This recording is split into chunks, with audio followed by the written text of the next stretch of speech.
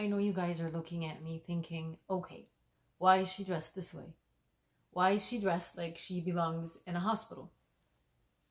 In my podcast, which I'm going to link in the description, by the way, my podcast, which is One Godless Woman, One Godless Podcast, I discussed being abducted along with a friend of mine who drove me home after a hospital night shift. The thing that I never told you guys was that I actually worked as a medical doctor and a training specialist in Saudi Arabia, in Riyadh, Saudi Arabia, as well as in Canada. In fact, this is actually how I ended up coming to Canada, because I had applied to a scholarship program to Canada. The specialty that I had chosen to further my career in was non-existent in Saudi Arabia. Now that is a completely different story, and I will probably create a series in my podcast specific to that. So hopefully you get to subscribe to my podcast.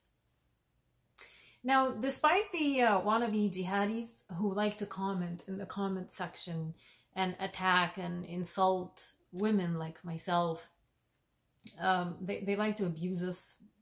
If they can't abuse us on, offline, in reality, they do it online. I wanted to say that I'm actually not the dumb one here. I'm actually the smart one, and they hate that.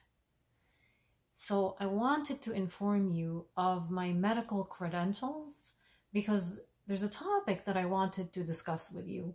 It's a very technical one, and it is also a very serious topic.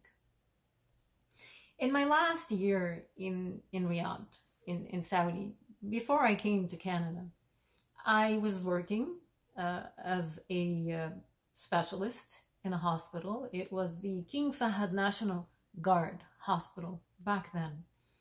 I believe now it is the medical city. I was on call one night, and my on-calls weren't busy. This was a very high-end hospital. It wasn't just open for anyone. It was mostly military people.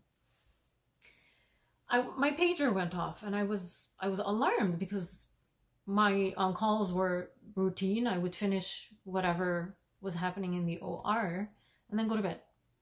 But there was an actual emergency, and I wasn't really told anything. I actually was made to feel that I wasn't supposed to even be there, that they had been waiting for someone else and the other person didn't show, so I had to go in.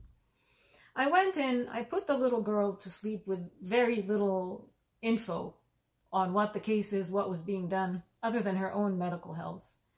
Put her to sleep, and as soon as we put her to sleep, I was asked to leave the OR, and I was told that I was being relieved. Someone else came in and took the case over.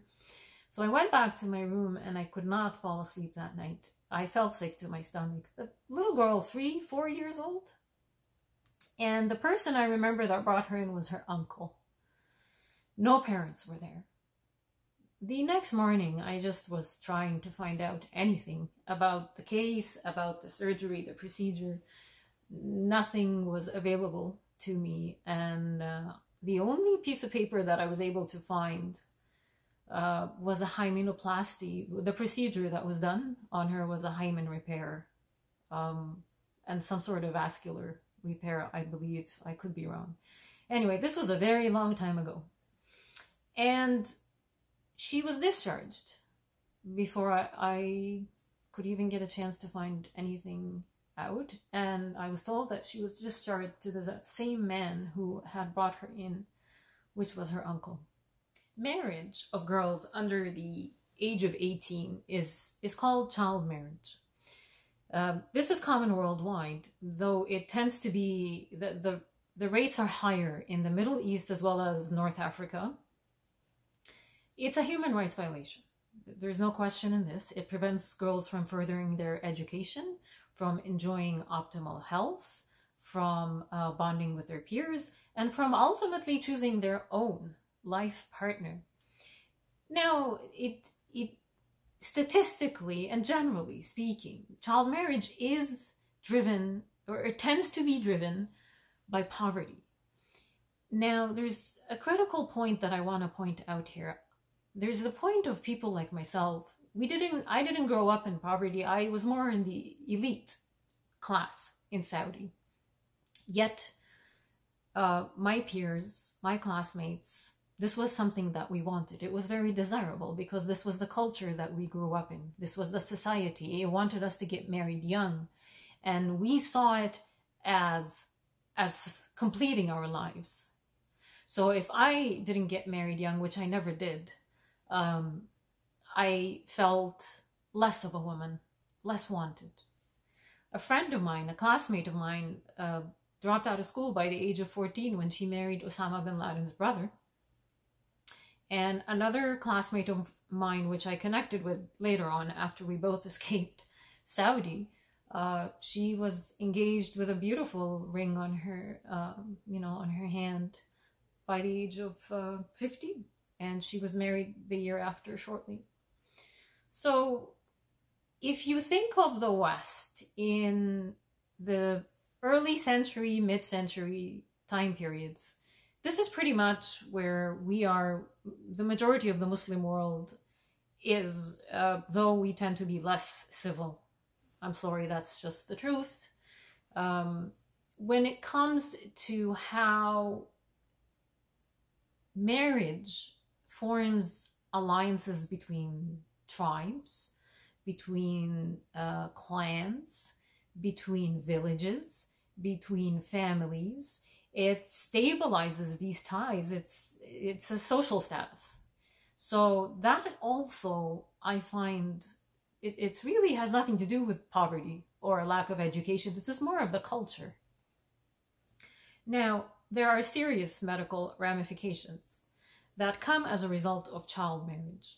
And they are sometimes, child marriage in Islam, by the way, guys, is called Muta'a, sometimes. Joy or lust, if you may. Some of the issues, and I've been exposed to these issues as a doctor, where I come from, increased risk of sexually transmitted diseases. I've actually seen young girls with HIV who were left in the hospital by their husbands, like property of the hospital, because they didn't want them anymore. And it was the husband that infected the girl. There's also an increased risk of cervical cancer because early sexual intercourse for girls is associated with an increased risk of cervical cancer. There's also an increased risk of malaria, especially in the North African parts of the world. The status of a woman when she is pregnant, she is considered immune deficient. So malaria, there's an increased risk for it. Death during childbirth is another big one. Fistulas, the offspring of the child is at increased risk of death, as well as a premature birth. These are simply some of the complications and the harmful effects associated with child marriage. To stop child marriage, education is key.